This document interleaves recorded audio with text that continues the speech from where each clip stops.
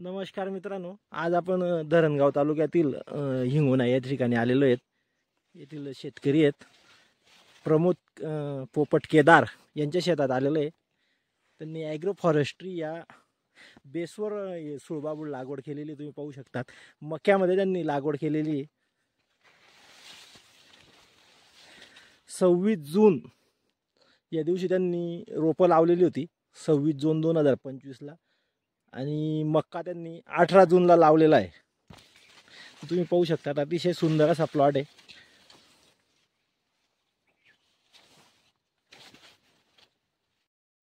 सहा बाय 3 वर त्यांनी सुळबाबूळ लावलेले पाहू शकता। जवळपास 4 ते 5 फुटापर्यंत उंची झालेली आहे।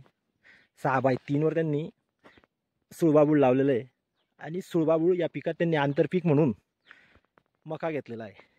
मक्याच्या 2 लाईनी त्यांनी मधल्या 3 फुटात घेतलेल्या आहेत। ते पाहू शकता मका निसण्यावर आहे त्यांचा।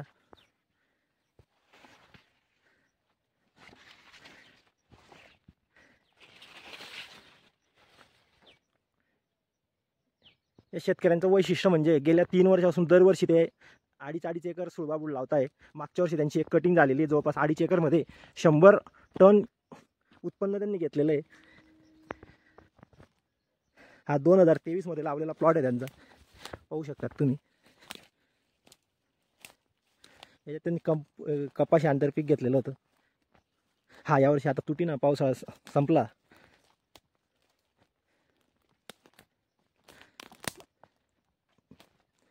याची कटिंग होईल। हा जवळपास 2.5 एकर त्यांचा प्लॉट आहे।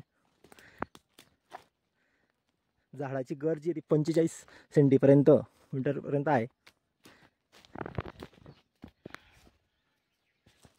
हा त्यांचा प्लॉट आहे। या प्लॉटच्या बाजूला त्यांचा मागच्या वर्षी डिसेंबर 2024 मध्ये कटिंग झालेला प्लॉट आहे। तोही आपण पाहणी करणार आहोत।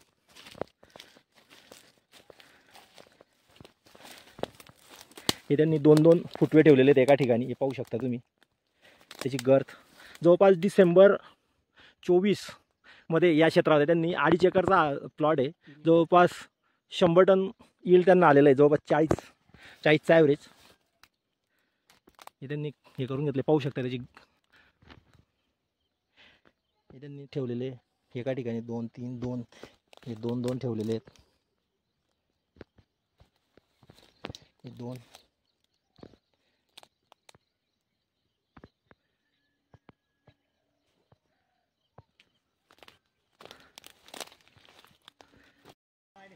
नमस्कार प्रमोद भाऊ, कसं वाटतंय सुळबाबूळ लावून? सुळबाबूळ लावून एकदम सुखी जीवन जगण्याचा मार्ग या शेतकऱ्याचा।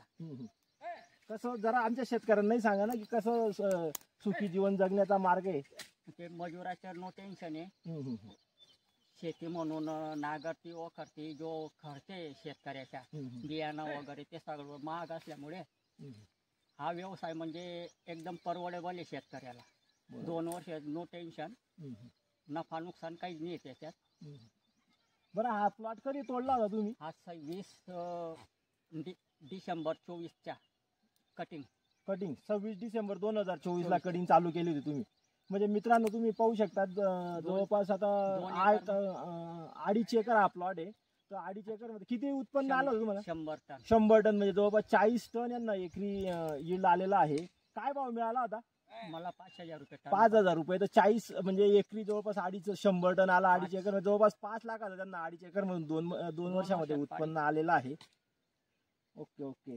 काय तुम्ही शेती व्यतिरिक्त काही व्यवसाय करतात का? शेती व्यतिरिक्त आपला बकरी व्यवसाय आहे, शेळी पालन।